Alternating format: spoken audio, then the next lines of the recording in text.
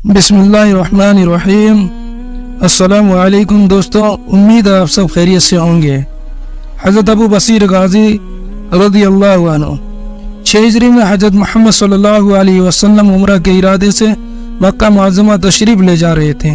کفار مکہ کو خبر ہوئی تو اس بات کو اپنی ذات سمجھے اور حضور کو مزاحمت کے لیے نکل آئے اور مقام حدیبیہ پر پہنچ کر حضور کو آگے بڑھنے سے روک دیا۔ اگرچہ حضور کے ساتھ جانثار صحابہ کرام موجود تھے، مگر حضور نے لڑائی کا ارادہ نہ فرمایا اور مصلحت تجویز فرمائی۔ کفار مکہ نے بھی مصلحت کو بہتر سمجھا اور اسی مقام پر صلح کا معاہدہ ہو گیا۔ صحابہ کرام کی لڑائی پر مستعدی اور ان کی بہادری کے باوجود حضور صلی اللہ علیہ وسلم نے کفار کی اس قدر رعایت فرمائی کہ ان کے ہر شرط کو قبول فرما لی۔ صلح میں جو شرط رکھی گئی ان میں سے ایک شرط یہ بھی رکھی گئی کہ جو کافر مسلمان ہو کر مکہ سے ہجرت کر کے مسلمانوں کے پاس مدینہ پہنچے، مسلمان اسے واپس کر دیں، اور مسلمان میں سے خدا نخواستہ اگر کوئی شخص مرتد ہو کر مکہ پہنچ جائے تو اسے واپس نہ کیا جائے گا۔ حضور صلی اللہ علیہ وسلم نے یہ شرط بھی قبول فرما لی۔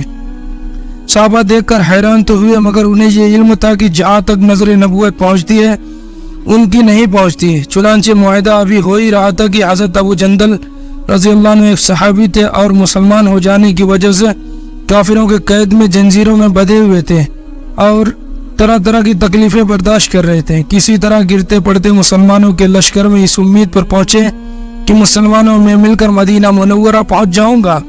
ان کے باپ سہیل جو اس وقت کفار کی طرف سے وکیل تھے اور ابھی تک مسلمان نہیں ہوئے تھے اور فتح مکہ میں مسلمان ہوئے، انہوں نے جو اپنے بیٹے کو بھاگ کر آتے دیکھا تو انہیں تماچے مار کر واپس مکہ لے جانے کے لیے اصرار کیا۔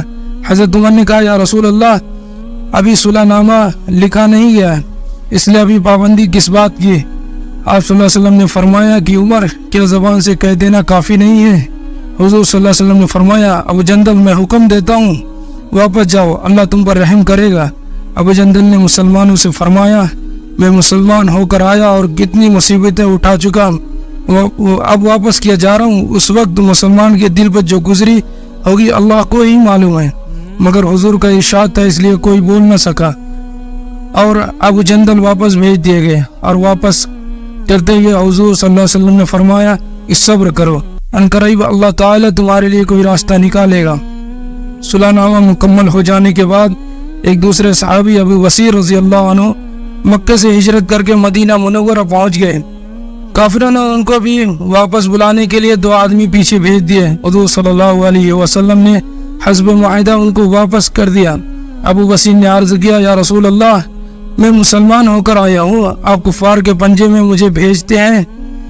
آپ نے ان سے بھی صبر کرنے کو فرمایا اور ارشاد فرمایا کہ انشاءاللہ ان قریب تمہارے واسطے اللہ راستہ کھول دے گا۔ چنانچہ ابو بصیر ان دونوں کافروں کے ساتھ واپس ہوئے۔ راستے میں آپ ان دونوں کافروں میں سے ایک کو کہنے لگے، یار یہ تیری تلوار تو بڑی نفیس معلوم ہوتی ہے، شیخی بات آدمی ذرا سی بات میں پھول ہی جاتا ہے۔ چنانچہ وہ کافر میان سے اپنی تلوار نکال کر کہنے لگا، ہاں میں نے بہت سے لوگوں پر اس کا تجربہ کیا ہے، یہ کہہ کر تلوار حضرت ابو بصیر کو پکڑا دی۔ حضرت ابو بصیر نے موقع پا کر اس تلوار سے اس کافر کو فنار کر دیا۔ دوسرے نے دیکھا تو وہ بھاگا ہوا مدینہ منورہ آ گیا اور حضور صلی اللہ علیہ وسلم کی خدمت میں حاضر ہو کر کہنے لگا کہ میرے ساتھی کو مار ڈالا گیا ہے اور اب میرا نمبر ہے۔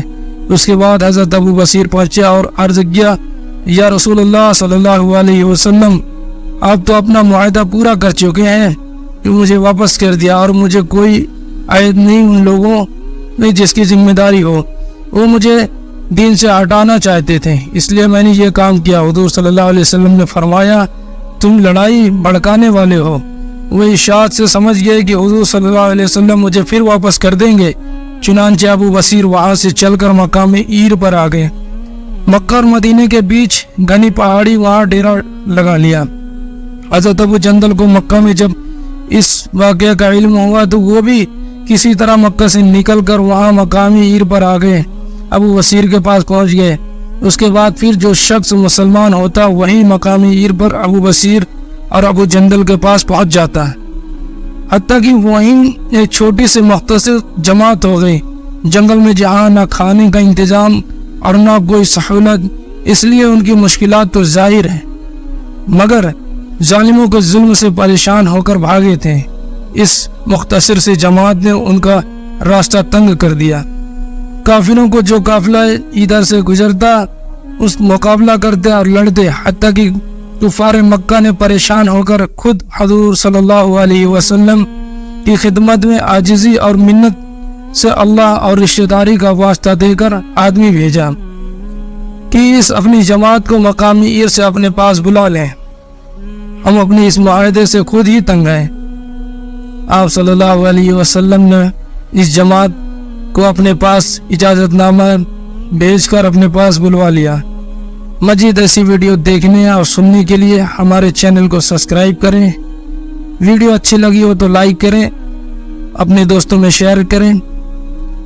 ملتے ہیں نئی ویڈیو کے ساتھ، تب تک آپ اپنا خیال رکھیں، خوش رہیں۔ السلام علیکم ورحمۃ اللہ وبرکاتہ۔ اللہ حافظ۔